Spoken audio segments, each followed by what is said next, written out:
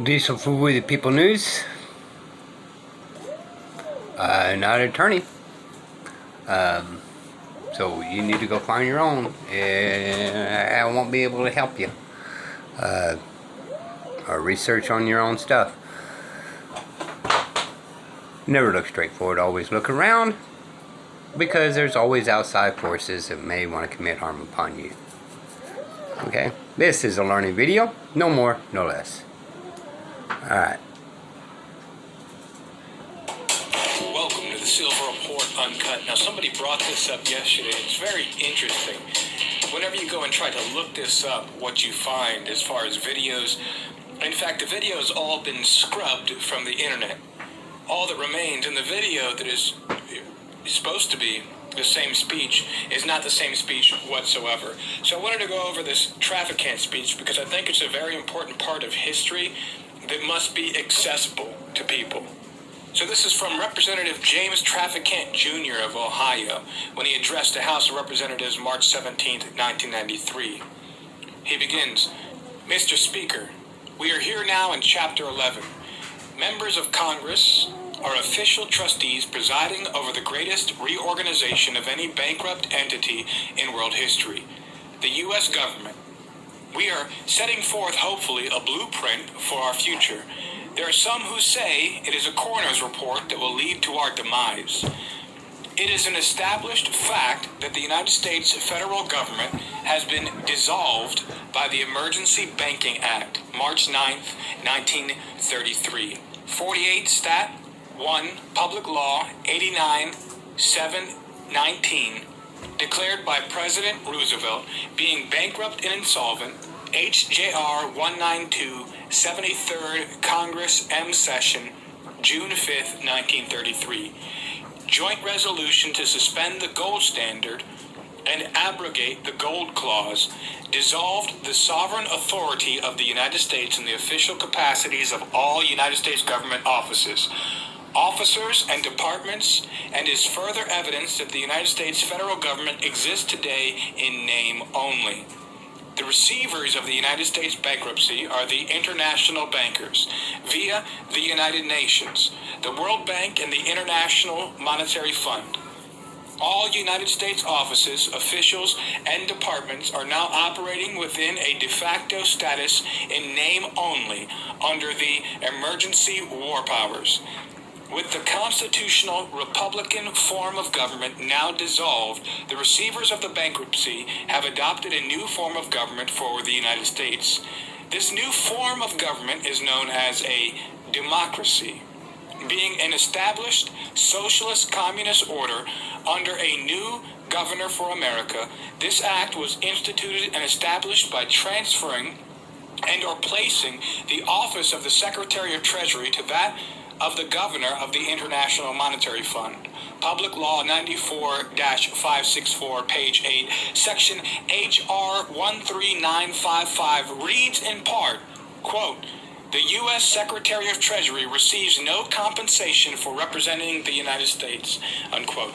So the Federal Reserve System is a sovereign power structure, separate and distinct from the federal United States government. The Federal Reserve is a maritime lender and or maritime insurance underwriter to the federal United States, operating exclusively under Admiralty maritime law. The lender or underwriter bears the risks, and the maritime law compelling specific performance in paying the interest or premiums are the same. Assets of the debtor can also be hypothecated, to pledge something as a security without taking possession of it, as security by the lender or underwriter. The Federal Reserve Act stipulated that the interest on the debt was to be paid in gold. There was no stipulation in the Federal Reserve Act for ever paying the principal. Prior to 1913, most Americans owned clear allodial title to property, free and clear of any liens or mortgages until the Federal Reserve Act 1913 hypothecated all property within the federal United States to the Board of Governors of the Federal Reserve, in which the trustees held legal title. The U.S. citizen was registered as a beneficiary of the trust via his or her birth certificate. In 1933, the federal United States hypothecated all of the present and future properties, assets, and labor of their subjects. The 14th Amendment, U.S. citizen to the Federal Reserve System. In return, the Federal Reserve System agreed to extend the Federal United States Corporation all the credit it needed. Like any other debtor, the Federal United States government had to assign collateral and security to their creditors as a condition of the loan. Since the Federal United States didn't have any assets, they assigned the private property of their economic slaves, the United States citizens, as a collateral against the unpayable federal debt. They also pledged the unincorporated federal territories, national parks, forests, birth certificates, and nonprofit organizations as collateral against the federal debt. All has already been transferred as payment to the international bankers. Unwittingly, America has returned to its pre-American Revolution feudal roots, whereby all land is held by a sovereign and the common people had no rights to hold a loyal title to property. Once again, we the people are the tenants and sharecroppers renting our own property from the sovereign in the guise of the Federal Reserve Bank. We the people have exchanged one master for another. This has been going on for over 80 years without the informed knowledge of the American people, without a voice protesting loud enough. Now, it's easy to grasp why America is fundamentally bankrupt.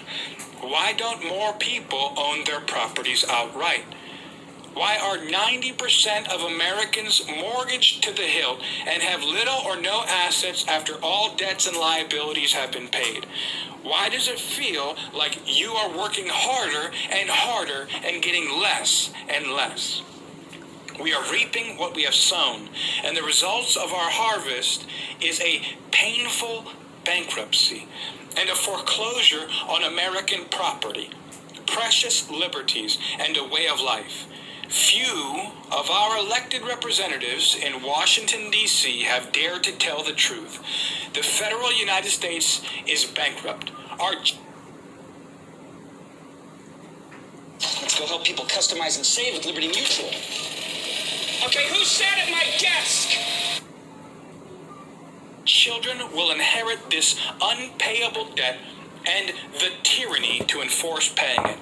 America has become completely bankrupt in world leadership, financial credit, and its reputation for courage, vision, and human rights. This is an undeclared economic war, bankruptcy, and economic slavery of the most corrupt order. Wake up, America. Take back our country. So it's interesting that the man in 2002 was arrested and put in jail as a part of some sort of corruption scandal. And it's no surprise that he spent 7 years there, only to die while in jail. He represented Youngstown, Ohio from 1985 to 2002. He was reelected by the people, the voters who put him into office, and it was only being framed for corruption in 2002 that he would be expelled from Congress and spend the last 7 years of his life in prison. These are little-known facts that most people are entirely in the dark about, they're completely unaware of, and it's something that cannot be brought out into the light. Some of the most powerful words, and I'll read it just one last time, quote, "We are reaping what we have sown. The results of our harvest is a painful bankruptcy and a foreclosure on American property, precious liberties, and a way of life. Few of our elected representatives in Washington, D.C. have dared to tell the truth. The federal United States is bankrupt. Our children will inherit this unpayable debt and the tyranny to enforce paying it," unquote. So it's words like that that will get you expelled from Congress. And we wonder why there's not any real representatives who ever run for office or who ever make it on the main debate stage. There's never any real representatives of the people's interest. Because when anybody ever stands up against the true heart of a problem, which is corrupt, foreign, banking cabal that is running everything in our lives, owns our houses, that is stripping the wealth out of the United States, if anybody were to ever stand up to speak out against it, regardless if they had been duly elected by the people and the citizens in this great republic, there are other means for being able to silence dissenting voices. It reminds me of some of the words of John F. Kennedy that he said just secretly about secret societies and secret oaths and secret proceedings. But he said something. He said, "No rumor is printed. No information is circulated about this. No rumor is printed. Its dissenters are silenced, not praised." So also in his speech, he talked about covert means being used people. That is secret means. That is hidden power structure is invisible to most people because they largely believe the lies they are told. And if you believe that that is somehow true, ask yourself, why was this man, after giving such a speech in Congress, removed? If it is not true, why such a big deal to go and sweep him away and silence his voice, to be able to prevent people and the citizens of the United States to understand just what is going on in our nation? But you know, it does not have to be this way. It does not have to be this way. I know that was kind of long, but I believe that this is something that needs to be preserved for the modern age, for modern history. And it's a shame that whenever you go to look up this video, it is scrubbed from the internet. And the only video that is put in place under the same name, because if you look up this speech under the same name, James Traficant Jr. addressing the House of Representatives March 17, 1993, you will be presented with an entirely different video of him speaking, which is not even on the same day because he's not wearing the same clothes that he was wearing when he actually gave this speech. So that's very interesting that the only thing presented, it comes from C-SPAN submitted by a private individual. And it's an entirely different subject, still covering things on the IRS, but an entirely different subject. Those kind of things are the reason that you really should be paying attention. That's why it's important. I thank you guys so much for joining us here at the Silver Report Uncut. If you like the content, be sure to subscribe, like the videos, share the videos, get the word out. I thank you so much for stopping by. As always, stay safe.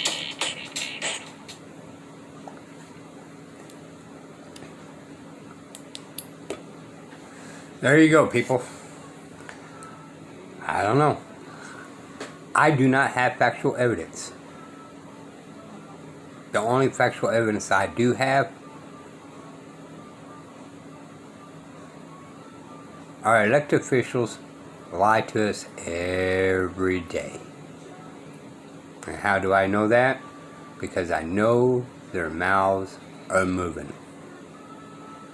And they give permission for officers to lie.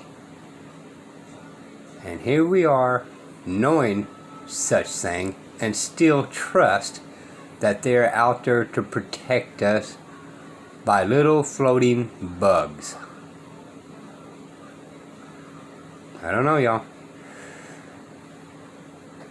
This will be the People News. Bye, y'all.